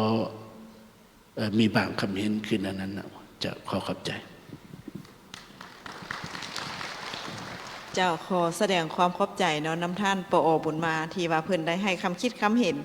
ในนามเพิ่นเป็นตัวแทนของรัฐบาลเพิ่นก็เห็นว่าก็มีนโยบายหลายอันเนาะที่ว่าเพิ่นได้กำหนดในนั้นตลอดระยะผ่านมาเพิ่นก็ได้มีคำแนะนำเนาะหรือว่ามีกฎหมายต่างๆโดยเฉพาะก็เป็นกฎหมายแรงงานเพิ่นก็ได้ระบุละเอียดจะแจ้งแต่ว่าก็ยังบ่ทันอิงใส่บรรดากฎหมายก็ยังบ่ทันได้รับการขยายได้ดีเท่าที่ควรเทื่อเนาะอันนี้ก็พวกเฮาก็จะได้เอาใจใส่โดยเฉพาะก็แม่นเฮาจะต้องได้เฮ็ดหน้าที่ในการโฆษณาและก็ติดตามการเคลื่อนไหวของกรรมกรอยู่ในหัวหน่วยแรงงานหั่นแหละอันนี้ก็เป็นปัญหาหนึ่งแล้วก็ข้าเจ้าเข้าเป็นสมาชิกกรรมบาลแล้วผลประโยชน์ที่ข้าเจ้าจะได้รับมีอย่างอันนี้ก็เป็นปัญหาหนึ่งที่สิ่งผลักดันเนาะให้แก่ผู้ที่จะเข้ามาเป็นสมาชิกกรรมบาลพวกเฮาเฮ็ดแนวใดให้นับมือนับหลายขึ้นอันนี้ก็เป็นทางกระทรวงแรงงานถือว่า เพิ่นก็ได้มีนโยบายหลายพอสมควรแล้วก็เพิ่นก็ได้ยกตัวอย่างเนาะบรรดาประเทศต่างๆให้แก่พวกเฮาฟังอันนี้ก็แม่นว่าบรรดาท่านก็จะเห็นแล้วบรรดาประเทศที่ก็เจ้าเจริญนี่ก็ถือว่าก็จะมีนโยบายหลายโดยเฉพาะก็แม่นกรรมบาลทั่วประเทศจีนนี่ก็ถือว่าเพิ่นก็มีนโยบายหลายอันส่งยุส่งเสริมให้ผู้ออกแรงงานโดยเฉพาะก็แม่นเรื่องสวัสดิการต่างๆเนาะที่ว่ากรรมบาลพวกเขาจะต้องได้ตอบสนองให้แก่ผู้ออกแรงงานนั้นอันนี้ก็เป็นการกระตุกสุกยุให้แก่สมาชิกกรรมบาลที่ว่าอยู่ในหัวหน่วยแรงงานภาคเอกชนท่านให้กับเจ้าจะเข้าเนาะอันนี้ก็เป็นปัญหาหนึ่งแล้วก็ขอแสดงความขอบใจหลายๆและต่อไปข้าพเจ้าจะขออนุญาตถามทั้งสภาการค้าและอุตสาหกรรมแห่งชาติลาวในนามเพื่อนเป็นตัวแทนของผู้ใช้แรงงานเนาะผู้ใช้แรงงานเพื่อนจะมีนโยบายสุกยู่ส่งเสริมให้หัวหน่วยแรงงานภาคเอกชนหันได้มีการจะตั้งและสมาชิกกรรมบาลคือแนวใดเจ้าขอเชิญเจ้าขอบใจสำหรับคำถามเนาะเป็นคำถามที่ยากหลายสำหรับภาคธุรกิจ อยากบอกว่ายากแท้ๆเนาะสำหรับสภาการค้าเนาะในนามต่างหน้าภาคธุรกิจแมนเฮาเผยแพร่ส่งเสริมให้ภาคธุรกิจของพวกเราจัดตั้งปฏิบัติดำเนินธุรกิจบนนิติกรรมปฏิบัติตามกฎหมายระเบียบต่างๆเนาะตัวนี้เป็นมากหัวใจรักที่พวกเราส่งเสริมภาคธุรกิจปฏิเฮามาเบิงกฎหมายว่าด้วยกรรมบาลแน่นอนว่าก็มีมาตราที่ว่ามีหัวหน่วยแรงงานมีกำลังที่10 คนขึ้นไปอยากให้สร้างตั้งกรรมบาลตัวนี้ทางภาคธุรกิจของพวกเขาแมนปฏิบัติตามระเบียบกฎหมายก็คือว่าส่งเสริมให้กับเจ้าปฏิบัติตามระเบียบกฎหมายแน่นอนว่าถ้าหากกรรมบาลอยู่ในหัวหน่วยแรงงานเสนอมีตัวแทนเสนอในการสร้างตั้งกรรมบาลผู้ใช้แรงงานเฮาก็บ่มีสิทธิปฏิเสธต้องอำนวยความสะดวกในจุดนั้นแต่ปัจจุบันเฮามาเบิงกฎของสากลในนามที่สปป.ลาวเป็นรัฐภาคีองค์การ3 ฝ่ายแน่นอนว่าการเข้าเป็นสมาชิกกรรมบาลการเข้าเป็นสมาชิกสภาการค้าบนพื้นฐานความสมัครใจตัวนี้ฉะนั้นสภาการค้าเฮาเฮ็ดในนามหน้าที่ต่างหน้าผู้ใช้แรงงานที่เฮาจะเฮ็ดได้หลักๆก็คือส่งเสริมพัฒนาแรงงานบ่ว่าจะเป็นการมีส่วนร่วมทางภาครัฐสถานประกอบการสถานหรือว่าสถาบันการศึกษาอย่างต่างๆเพื่อพัฒนาแรงงานแม้กระทั่งสภาการค้าเฮาเองเฮาก็จัดฝึกอบรมสัมมนาเพื่อเป็นการยกสูงแรงงานให้มีคุณภาพทั้งซอฟต์สกิลทั้งการบริหารจัดการหรือว่าทั้งบริษัทเองเพิ่นก็มีการพัฒนาอยู่ในองค์กรแต่ปัจจุบันเฮามาเบิ่งว่าอยู่ในบรรดาบริษัทหัวหน่วยหั่นเพิ่นบ่เห็นความสำคัญในจุดนี้บ่แม่นเนาะเพิ่นเห็นความสำคัญแสดงออกอยู่บ่อนใดอยู่ในบริษัทอยู่ในหัวหน่วยธุรกิจแน่นอนว่าจะมีผู้บริหารบุคลากรผู้รับผิดชอบบุคลากรผู้นั้นจะเป็นผู้บุคคลที่สำคัญที่จะขับเคลื่อนเนาะสร้างความเข้มแข็งอยู่ในองค์กรส่งแรงงานส่งพนักงานไปพัฒนาหรือว่าพัฒนาแรงงานฝึกอบรมภายในองค์กรให้แทดเหมาะตามความต้องการอยู่ในบริษัทตัวนั้นเป็นจุดสำคัญวันนี้เฮาก็มาเบิ่งว่าข้าพเจ้าเห็นจุดหนึ่งอยากจะขอเอาจากคำตอบอยู่ขอทำอิฐคือเฮาจะบุทะลุจินตนาการเฮาคือแนวใดคืออยากบอกว่าตัวจริงคือเวลาเฮาเป็นกรรมบาลอยู่ในห้องเรียนเนาะมันจะเข้ายากคือข้าพเจ้าก็เคยผ่านมาในจุดนั้นข้าพเจ้าฮู้ว่าเข้ายากต้องเป็นบุคคลที่ดีเด่นอย่างต่างๆเนาะปัจจุบันเฮาเปลี่ยนใหม่บ่คันว่าอยากขยายสมาชิกเปลี่ยนใหม่บุทะลุจินตนาการใหม่ว่านักเรียนก็เจ้าเข้าใจว่าคันเป็นสมาชิกกรรมบาลส่วนหลายเฮ็ดเวียกน้ำลาดบ่หั่นนะจังซี่หั่นนะเปลี่ยนใหม่บ่ให้กับเจ้าสร้างความเข้าใจให้กับเจ้าให้กรรมบาลเฮ็ดบทแนะนำที่จัดแจ้งสำหรับอยู่ในนักเรียนหั่นนะก็เจ้าควรเป็นบุคคลแนวใดบุคคลที่สร้างความสามัคคีบ่บุคคลที่ว่าที่จะปุ้มลุมเฮ็ดจังไดว่า ให้มีความปลอดภัยหรือว่าส่งเสริมการเรียนบอกอย่างต่างๆที่เป็นนโยบายที่บนนักหลายเพื่อส่งเสริมกับเจ้าเข้าหรือว่าเป็นเงื่อนไขที่ว่าต้องสร้างนักเรียนหันเข้ากรรมบาลทุกคนอย่างสิหรือเพื่อให้กับเจ้ารับรู้นโยบายกรรมบาลหรือว่าระเบียบการอย่างต่างๆตัวนี้คิดว่ามันจะเป็นบอลอิงในการที่กระเจ้าจะเป็นหัวลักหัวแรงที่จะไปเฮ็ดเวียกอยู่ในบริษัทบ่สิจะไปเฮ็ดเวียกอยู่ในองค์กรภาครัฐบ่สิเฮ็ดเวียกอยู่องค์กรใดก็ยาคือกระเจ้ามีพื้นฐานที่ความเข้าใจว่าค่อยต้องปกป้องสิทธิของตนเองบ่ว่าค่อยจะอยู่แผนงการใดตัวนี้คิดว่ามันจะเป็นจุดหนึ่งที่สามารถขยายสมาชิกกรรมบาลและตัวสุดท้ายข้าพเจ้าเห็นว่าถ้าหากจะขยายกรรมบาลอยู่ในหัวหน่วยแรงงานข้าพเจ้าอยากบอกว่าธุรกิจดำเนินธุรกิจแน่นอนว่าก็ต้องหวังผลกำไรกรรมบาลเหตุการณ์ตลาดน้อยหนึ่งบถ้าหากว่าอยากไปเผยแพร่หรือว่าเข้าอยู่ในสถานที่เฮ็ดเวียกการที่เจ้าจะเข้ามาเป็นกรรมบาลเฮาสิไปซวยอย่างภาคธุรกิจเฮาหันไม่ได้บ่เป็นการผู้ที่เข้ากรรมบาลหันถ้าเขาส่งเสริมถ้าธุรกิจของพวกเขาส่งเสริมให้มีกรรมบาลอยู่ในธุรกิจพวกเขาจะซวยหลายกรบ่แม่นว่าสิเป็นระดมให้ว่าจะต้องปกป้องสิทธิ์ของเจ้าเด้อเจ้าต้องต่อต้านผู้ใช้แรงงานเด้อเฮ็ดเวียกกายโมงก็บ่ได้บ่แม่นจะต้องไปซวยผู้ใช้แรงงานคือแนวใดค่อยสิดุมันในการเฮ็ดเวียกค่อยสิประหยัดมัธยัสถ์ใช้ฟืนใช้ไฟอย่างต่างๆอยู่ในองค์กรมีความเป็นเจ้าการร่วมกันหรือว่าค่อยสิเฮ็ดจังใดพัฒนาตนเองเพื่อพัฒนาธุรกิจของเจ้าหรือว่าถ้าหากค่อยเฮ็ดอันนี้สำเร็จมีผลิตภัณฑ์ใหม่ๆขึ้นมาเฮาก็ต้องมีการส่งเสริมกันแนวใดในจุดนี้เนาะมันในยุคแห่งการเศรษฐกิจที่เปลี่ยนแปลงเฮาหันมาในตัวนี้ได้บ่จังซี่เจ้าขอบใจเจ้าขอแสดงความขอบใจเนาะนำทานนางดาวดิ่ง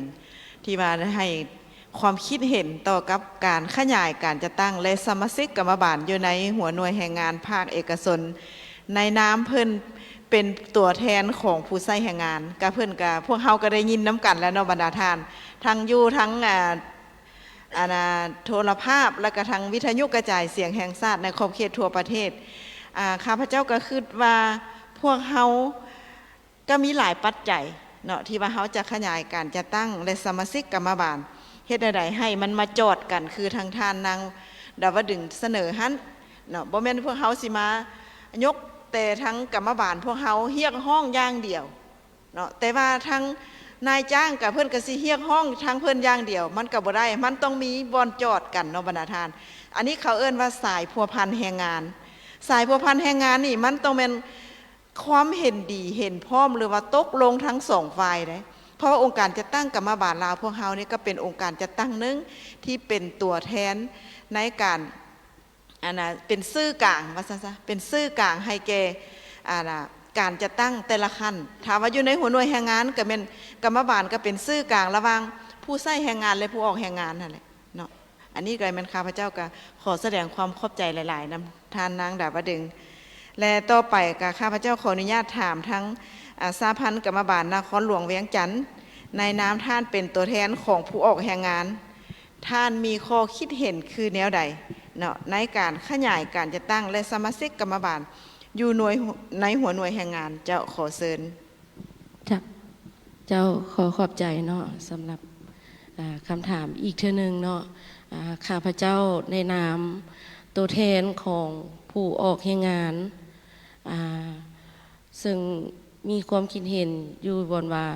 อันหลักๆก็คือในนามตัวแทนให้แก่ผู้ออกแรงงานเฮาทางพวกเฮาก็เป็นจะเร่งใส่การขยายการจะตั้งกรรมบาลอยู่หัวหน่วยแรงงานนั้นเพื่อปกป้องสิทธิผลประโยชน์อันชอบธรรมของกรรมกรสาวผู้ออกแรงงานอยู่ในหัวหน่วยแรงงานนั้นก็เพื่อสุกยู่อยู่บรรดาหัวหน่วยแรงงาน ซึ่งในปัจจุบันนี้อยู่บรรดาหัวหน่วยแรงงานในนครหลวงเวียงจันทร์ของพวกเขาก็แม่นยังมีหลาย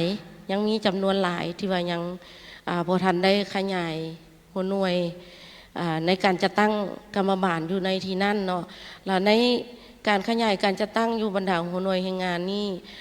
อิงใส่สภาพตัวจริงในการเคลื่อนไหว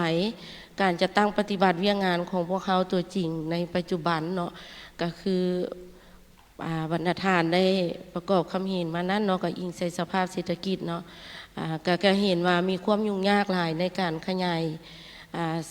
การจัดตั้งกรรมบาลอยู่ในหัวหน่วยแรงงานนั้นเนาะบางอันก็จะเรื่องการขาดแคลนแรงงานเนาะแรงงานเคลื่อนย้ายและเหตุให้การจัดตั้งแรงงานนั้นเวลาเข้าไปสร้างตั้งกรรมบาลแล้วเนาะการจะตั้งกรรมบาลอยู่ในนั้นก็มีการเคลื่อนย้ายเนาะโบเฮ็ดเวียกโบ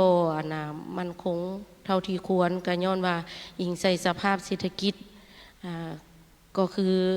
ทางด้านค่าตอบแทนค่าแรงงานยังบ่ทันเพียงพออิงใส่สภาพความเป็นจริงเนาะและในนั้นท่านเนาะกรรมบาลของพวกเขาก็ได้ลง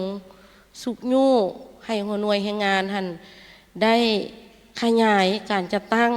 ก็คือลงเผยแพร่บรรดา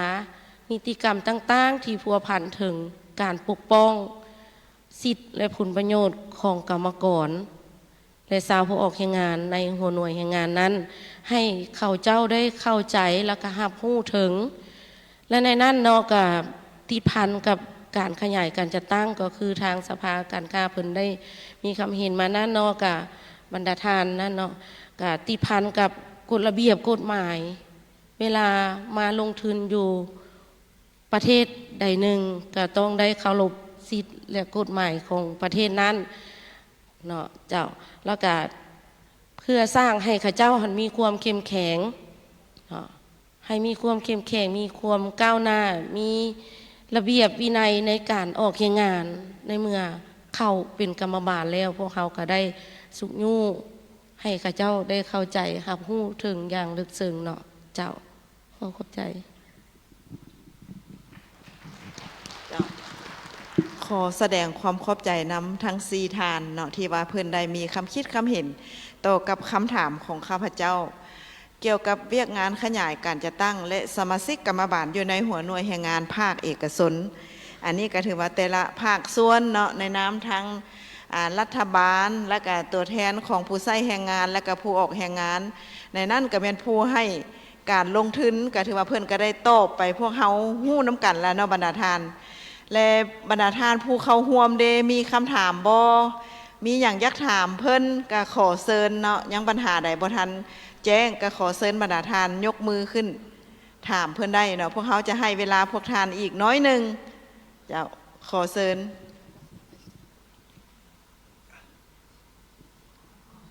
มีบ่ถือว่าบ่มีผู้ยกมือถามเนาะก็ถือว่าจ้าแจ้งพอสมควรหันสั้นข้าพเจ้าก็ขออนุญาตสรุปโดยย่อผ่านการสนทนาของพวกเขาเกี่ยวกับภายใต้หัวข้อการพัฒนาเวียงงานกรรมบาลในระยะใหม่ในมือนี้ก็ถือว่าทั้ง4ท่านเพื่อนก็ได้ให้คำคิดคำเห็นของพวกเขาในหลายปัญหาหันสั้นการขยายเวียงงาน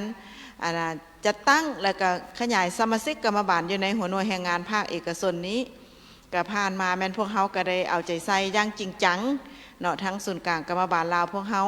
และก็สหพันธ์กรรมบาลแต่ละขั้นโดยเฉพาะก็เป็นขั้นหากฐานที่ว่าเฮ็ดตัวจริงหั่นแหละก็แม่นเพิ่นก็ได้พยายามเนาะแต่ว่าก็พวกเขาก็มีหลายปัจจัยเฮ็ดให้พวกเขานี่ยังมีอันที่ว่าบ่สามารถขยายได้เนาะในนั้นก็แม่นคือทั้ง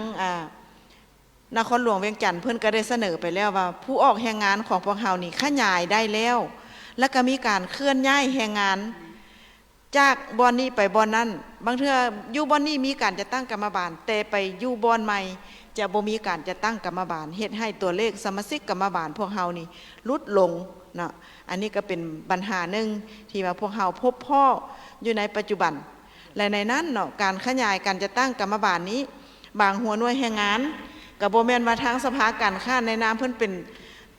ตัวแทนของผู้ใช้แรงงานเพิ่นบ่อำนวยความสะดวกเพิ่นก็อำนวยความสะดวกหมดทุกอย่างเพ พิ่นก็บอกว่าภาคส่วนใดที่ว่า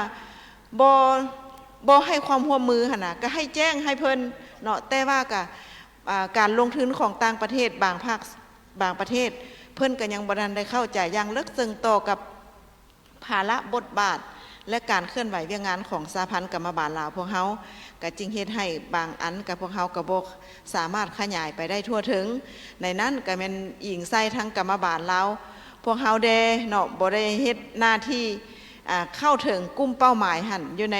ทุกหัวหน่วยแห่งงานอันนี้ก็เป็นปัญหาหนึ่งและข้าพเจ้าก็ขอแสดงความขอบใจนำทุกคำคิดคำเห็นของบรรดาทานที่ว่าได้ประกอบความคิดคำเห็นทุกคำเห็นล้วนแต่มีเนื้อในที่สำคัญและกระทั่งเป็นทิศเนาะให้แก่การเคลื่อนไหวเวียงงานของกรรมบาลลาวพวกเฮาในต่อหน้าว่าจะปรับปรุงแนวใดจะเฮ็ดแนวใดพวกเฮาจะร่วมมือกันแนวใดให้พวกเฮาสามารถขยายการจะตั้งและสมาชิกกรรมบาลอยู่ในหัวหน่วยแห่งงานภาคเอกชนและเฮ็ดแนวใดให้บทบาทของกรรมบาลพวกเฮานี้สูงเด่นขึ้นในเวทีของภายในและก็ทั้งต่างประเทศอะไรอันนี้ก็เป็นเฮ็ดแนวใดพวกเฮาจะต้องได้ร่วมมือกันแล้วก็พร้อมกันสู้ซนน้ำกันอันนี้ก็เป็นปัญหาหนึ่งที่สำคัญอาจารย์ข้าพเจ้าก็ขอแสดงความขอบใจเนาะน้ำบรรดาทานที่ว่าทั้งที่ได้สละเวลาอันมีคุณค่ามาให้ความรู้ให้บทเรียนแก่พนักงานหรือว่าสมาชิกกรรมบาลกรรมกรให้แก่ศูนย์กลางกรรมบาลลาวพวกเฮาในครั้งนี้แล้วก็ขอแสดงความขอบใจนำทั้งการนำภาครัฐเนาะการนำของศูนย์กลางกรรมบาลลาวการนำของสหพันธ์กรรมบาลทุกขั้นแต่ศูนย์กลางฮอดขั้นท้องถิ่นและหากฐานที่ได้สละเวลาอันมีคุณค่าให้เกียรติเข้าร่วมและก็รับฟังการสัมมนาของพวกเฮาในครั้งนี้แต่ผู้ที่อยู่ทั้งฟังทางไทยทอดสดเนาะทางโทรภาพและก็ทางวิทยุกระจายเสียงแห่งชาติและถามว่ามีปัญหาใดที่ว่าข้าพเจ้าได้นำพาสนทนาในครั้งนี้หากขาดตกบกพร่องข้าพเจ้าก็ขออภัยน้ำบรรดาทานณที่นี้ด้วยและก็ขออวยพรให้บรรดาทานจงมีสุขภาพเข้มแข็งประสบผลสำเร็จในหน้าที่เวียงงานทุกประการขอขอบใจ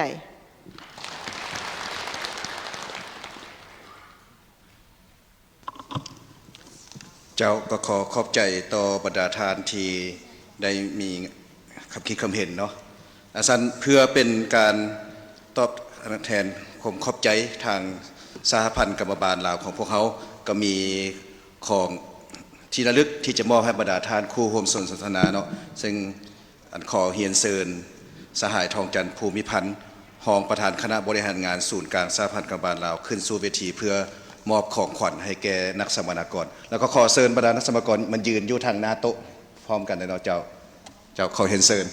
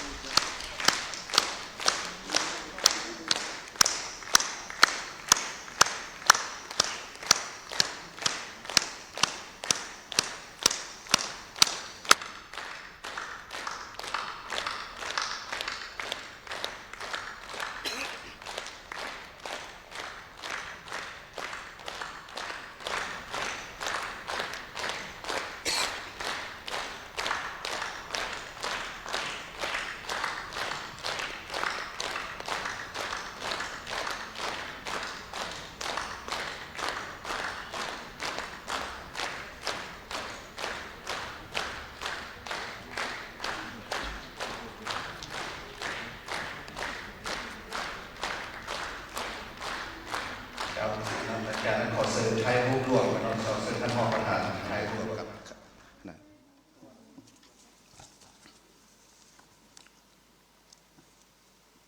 ท่านผู้ชมที่เคารพขณะนี้ทาน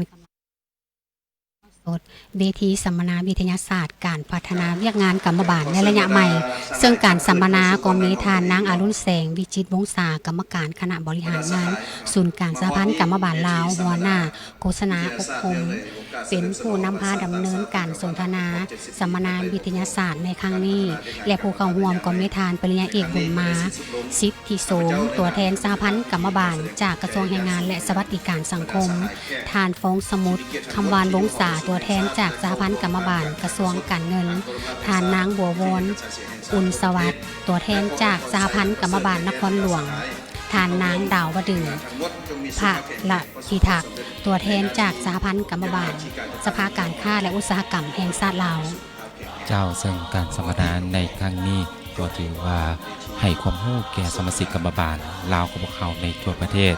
กับข้อข้องใจข้อสงสัยต่างๆในนั้นมีการตอบคำถามเกี่ยวกับการยกสูงบทบาทของสหพันธ์กรรมบาลลาวให้ดีขึ้นกว่าเก่านอกจากนี้ยังมีวิธีการสุกยู่ให้หัวหน่วยแห่งงานขยายการจัดตั้งและสมาชิกกรรมบาลลาวให้มีเพิ่มขึ้นถัดจากนั้นก็ได้มีการตอบคำถามเนาะเกี่ยวกับวิธีการแก้ไขปัญหาการเคลื่อนย้ายแรงงานที่บ่ถูกต้องตามกฎหมายติดพันกับการขาดแคลนแรงงานในปัจจุบันถือว่าหลายคำถามนี้ทางบรรดานักสัมมนาก็ได้ให้ความรู้และก็ให้คำตอบอย่างกระจ่างแจ้งแก่สมาชิกกรรมบาลลาวในทั่วประเทศที่ตามรับชมการถ่ายทอดสดอยู่ในปัจจุบันนี้ก็คืออยู่ในห้องประชุมในขณะนี้เจ้าเลมาฮอนนี่ก็ต้องขอขอบใจกับบริษัทลาวโทรคมนาคมมหาชนที่ให้การสนับสนุนอินเทอร์เน็ตในการถ่ายทอดสดในครั้งนี้เจ้าขอบใจท่านผู้ชมที่เก็บที่ตามรับชมการถ่ายทอดสดโดยดีเสมอมาก่อนจากกันในมื้อนี้ขอเชิญชวนบรรดาทานอย่าลืมไปใช้สิทธิ์ของตนเองเลือกตั้งสมาชิกสภาแห่งชาติสุดที่10และสมาชิกสภาประชาชนขั้นแขวงสุดที่5ในวันที่22กุมภาพันธ์2026นี้สำหรับวันนี้ครับพระเจ้าทั้งสองพร้อมด้วยทีมงานถ่ายทอดสดโทรภาพแห่งชาติลาวลาทำชมไปก่อนพบกันใหม่ในโอกาสหน้าต่อไปเชิญทานที่ตามรับชมรายการออกอากาศปกติจากทางสถานีสบายดีสบายดี